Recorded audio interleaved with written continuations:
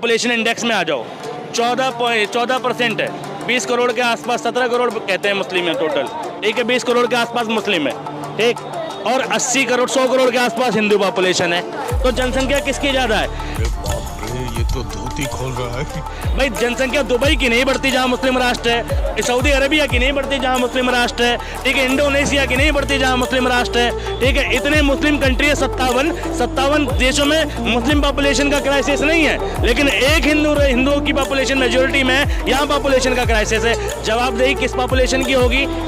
जोर जोर से बोल के लोगों को स्कीमें बता दे। किस धर्म वालों की होगी? मुसलमानों की कि हिंदुओं की? कंट्रोल करने की किसको जरूरत है, हिंदुओं को कि मुसलमानों को? तुम आंकड़ों से परे एक धर्म में एक स्ट्रेटेजी चंद बेवकूफ और अनपढ़ गवार लोग कह देते हैं कि हम बच्चे यूं ही पैदा करेंगे, उनके बयान पर एक पॉपुलेशन को टारगेट करते हो, कहाँ तक ठीक है? बात तो सही है। आंकड़ों पे तो बात करो कि किसकी पॉपुलेशन कितने % बढ़ी है, बताओ मुझे। नहीं, जनसंख्या नियंत्रण कानून जब भी बनाने को कहते हैं, कौन बवाल खड़ा करता है? क्या रुको जरा, सब्र करो। कोई हिंदू बवाल खड़ा करता है कि जनसंख्या नियंत्रण कानून नहीं बनना चाहिए? अरे वो सारा बवाल तुम ही खड़ा करते हो कि जनसंख्या नियंत्रण कानून हम नहीं बनने देंगे, हम नहीं मानेंगे कानून को, हम तो अपने शरिया के हिसाब से चलेंगे, ये तो अल्लाह की देन है। ये भी कोई जवाब हो गए? अच्छा, तुमको सिखा दिया है?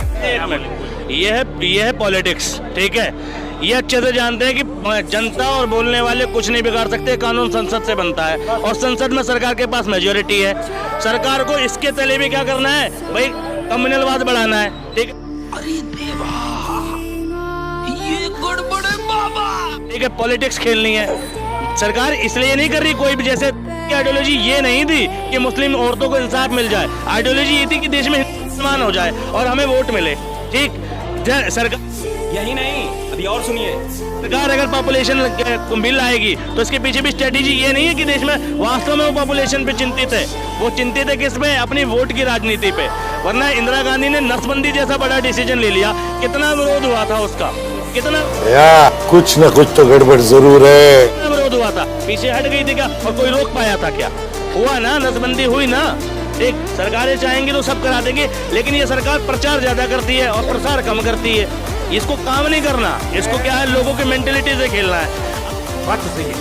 अब बिल कौन समझा रहा है? बिल समझाएगा हिंदू संगठन का नेता, बिल कौन समझाएगा? राष्ट्रीय सेवा संघ का नेता, बिल कौन समझाएगा? हिंदू रक्षा दल का नेता। अरे सरकार का काम है, सरकार पॉलिसी लाए, बना दे। अरे कहना क्या चाहते हो? कौन रोक लेगा बिल को?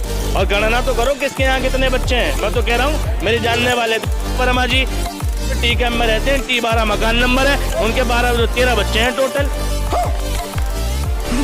अनिल वर्मा नाम है, 13 बच्चे हैं उनके टोटल। पहले के जो व्यक्ति पढ़ा लिखा है, मेरा भाई है, मेरे 2 भाई हैं, एक के पास 1 बच्चा है, एक के पास 2 बच्चे हैं। हम पढ़े लिखे हैं, हमारे पास नहीं है।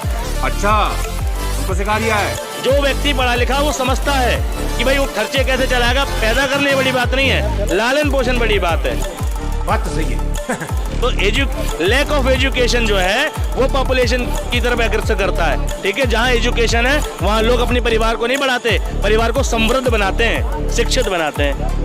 क्या सीन है। अभी भाई 3 तलाक पे बोला, 3 तलाक को कोई बीजेपी लेके नहीं आई थी, इसको कांग्रेस लेकर आई थी, लेकिन ये लागू बीजेपी ने करा है। और अभी तो रुको, क्लाइमैक्स अभी बाकी है।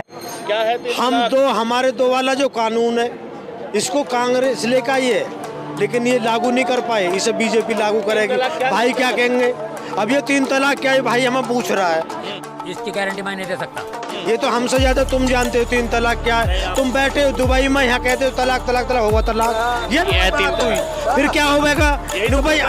फिर क्या है नुक भाई? अब जो है, अब ये कुछ न कुछ तो गड़बड़ जरूर है। दोबारा अब ये कैसे नुक? अब दोबारा हलाला होगा, भाई के दोबारा, माँ बाप के दोबारा, बहनोई के दोबारा, दोस्त के दोबारा, जब ये उसकी बीवी। नमस्कार दोस्तों, फिर से एक नए वीडियो पर स्वागत है। दोस्तों फिर से आ गया मैं एक नया वीडियो लेकर।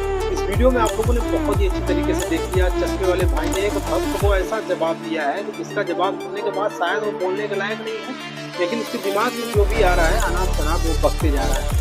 इस तरीके से चश्मे वाले भाई ने कहा कि जिस तरीके से लोग कहते हैं कि हिंदुस्तान में सबसे ज़्यादा आबादी जो है वो मुसलमानों की तेजी से बढ़ती जा रही है, लेकिन किस तरीके से उस भाई ने कहा कि भारत में कुल 140 करोड़ की आबादी रहती है, जिसमें से 20% मान लो मुस्लिम है, जिसमें से 30 करोड़ मुस्लिम है और बाकी के जितने भी हैं सब तो हिंदू हैं।